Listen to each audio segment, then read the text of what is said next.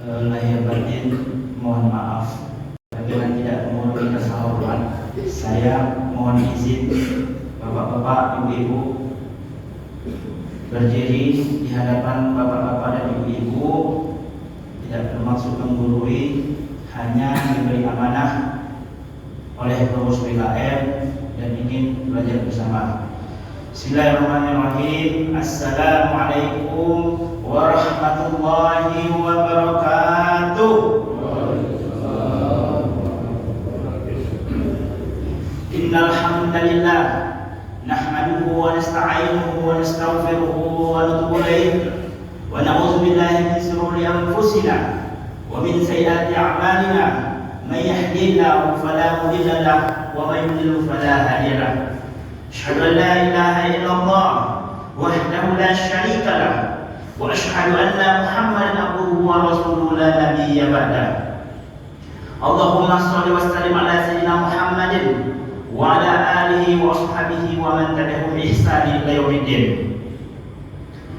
Ya ayyuhallazina amanu taqullaha haqqa tuqatih wa la tamutunna illa wa antum muslimun. Yang sama-sama kita muliakan Bapak Imam kita, Bapak pengurus PKM serta jajarannya, serta bapak-bapak, ibu-ibu, masyarakat muslimin dan muslimat rahimakumullah. Bersyukur kita kepada Allah Subhanahu wa taala. Yusabbihu lahu ma fis samawati wal ardh.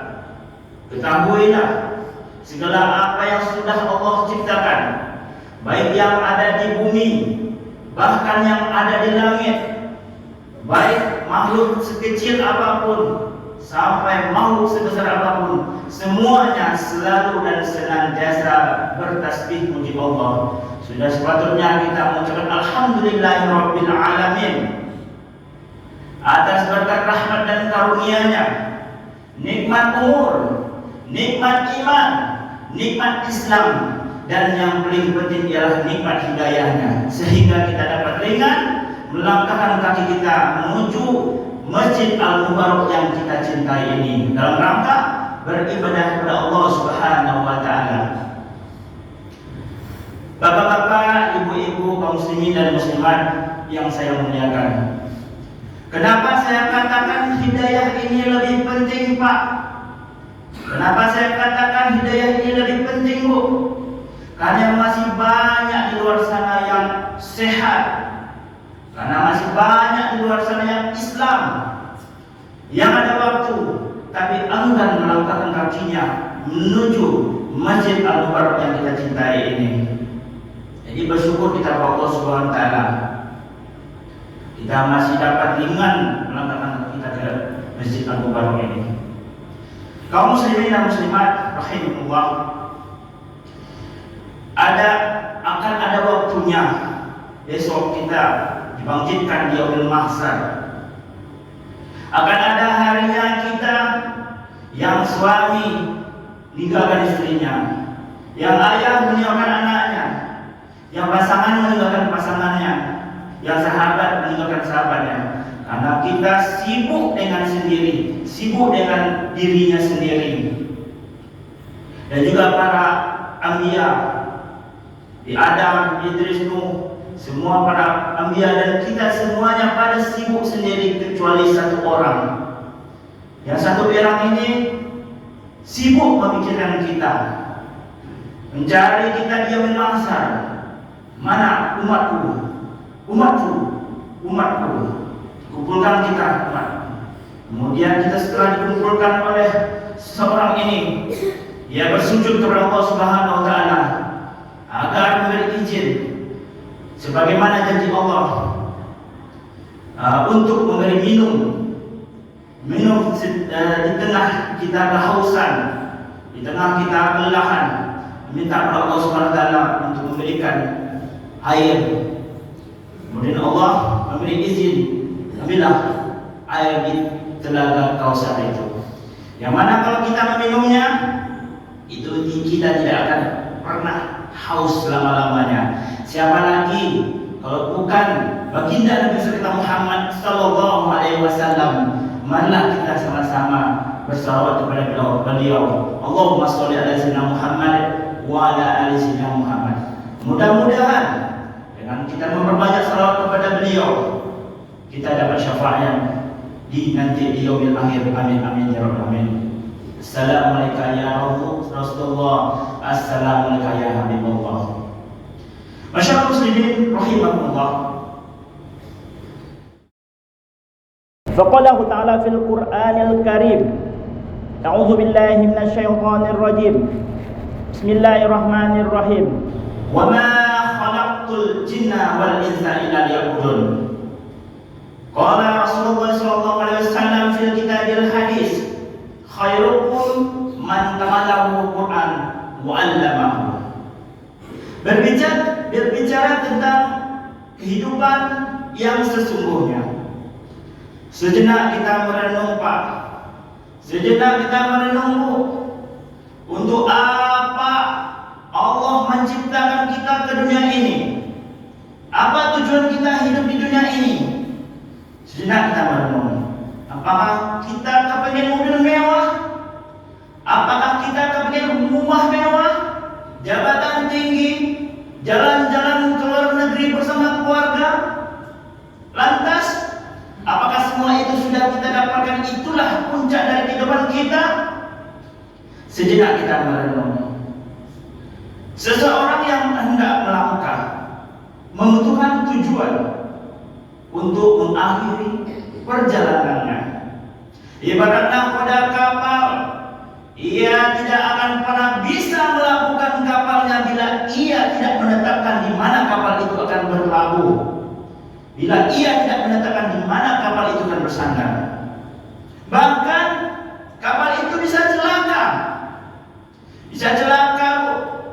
Terombang-ambing di tengah lautan, menabrak karang, kehabisan bahan bakar karena tidak tahu mau ke mana kapal itu akan bersandar. Karena tidak tahu mau ke mana kapal itu akan berlabuh. Dalam kehidupan ini juga berlaku prinsip demikian. Kita tetapkan sebuah visi dalam keluarga, dalam pekerjaan, dan dalam setiap aspek kehidupan ini hanyalah semata-mata kita mencari ridha Allah Subhanahu wa taala. Semata-mata untuk mencari bekal untuk dibawa ke kehidupan abadi yang sesungguhnya, yakni surga yang telah dijanjikan oleh Allah Subhanahu wa taala. Seseorang muslim yang mempelajari Al-Quran dan mendalami hadis, tentu saja dia tahu sebenarnya, Pak, untuk apa kita diciptakan ke dunia ini.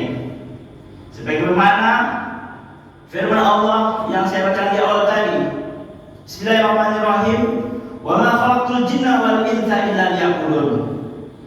Dan tidaklah aku menciptakan jin dan manusia hanyalah semata-mata untuk beribadah kepada Allah, kepadaku, kata Allah SWT. Surat Az-Zariyat ayat 56. Jadi kita, tujuan Allah menciptakan adalah untuk beribadah kepada Allah. Bapak-bapak dan ibu-ibu, kaum muslimin dan muslimat yang saya muliakan, banyak ibadah yang bisa kita lakukan, Pak. Salah satunya sholat, berbakti kepada orang tua, membaca Al-Quran, sholat. Untuk apa kita sholat, Pak? Untuk apa kita sholat, Bu? Apa tujuan kita sholat? Sholat, jawabannya sebenarnya ada di lafaz azan.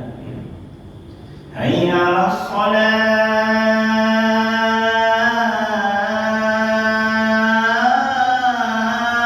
Marilah kita sholat. Untuk apa kita sholat? Jawabannya ada di lafaz selanjutnya, yakni hayya 'alal falah.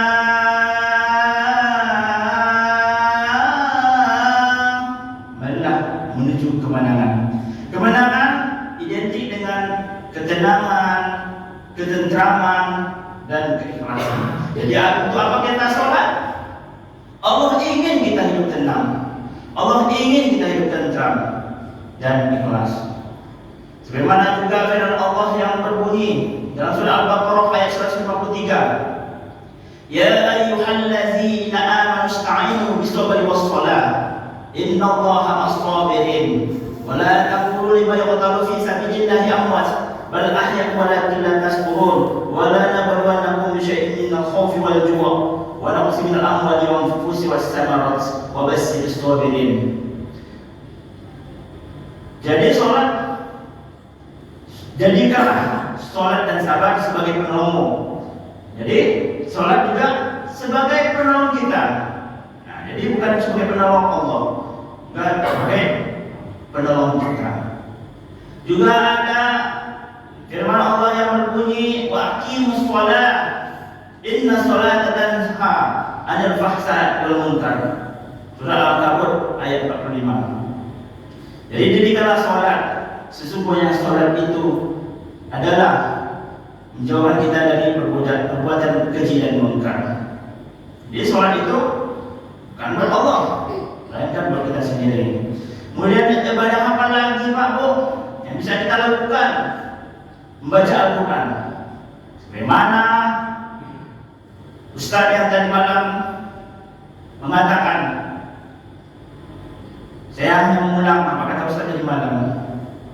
Al-Quran itu adalah sudah tidak bukan lagi kemuliaannya. Saking mulianya Al-Quran tersebut, apa yang bersangkut paut dengan Al-Quran itu menjadi mulia juga seperti mulianya Al-Quran. Contoh, malaikat Jibril Pak, malaikat Jibril Bu, malaikat Jibril adalah malaikat yang paling mulia di antara malaikat-malaikat yang lain. Saking mulianya malaikat Jibril diberi gelar oleh Allah Subhanahu wa taala sebagai Ruhul Amin, malaikat agung, malaikat yang dipercaya. Kenapa? Karena pada malaikat Jibril lah disampaikan wahyu untuk sampaikan ke Nabi besar Muhammad sallallahu alaihi wasallam. Kemudian Nabi Muhammad adalah nabi yang paling mulia di antara nabi-nabi yang lain. Kenapa? Kepada Nabi Muhammad lah Al-Quran diturunkan. Kemudian bulan apa yang paling mulia di antara bulan-bulan yang lain, yakni bulan Ramadan. Kenapa? Di bulan Ramadan lah Al-Quran diturunkan. Kemudian malam apa yang paling mulia dibanding 1000 bulan? Malam Lailatul Qadar. Kenapa? Karena malam Lailatul Qadar itulah Al-Quran diturunkan. Jadi Pak Bu, mau nggak kalau rumah kita menjadi mulia juga di antara rumah-rumah yang lain? Isi dengan Al-Quran. Kemudian hari-hari kita, mau nggak hari-hari kita lebih mulia di antara hari-hari yang lain?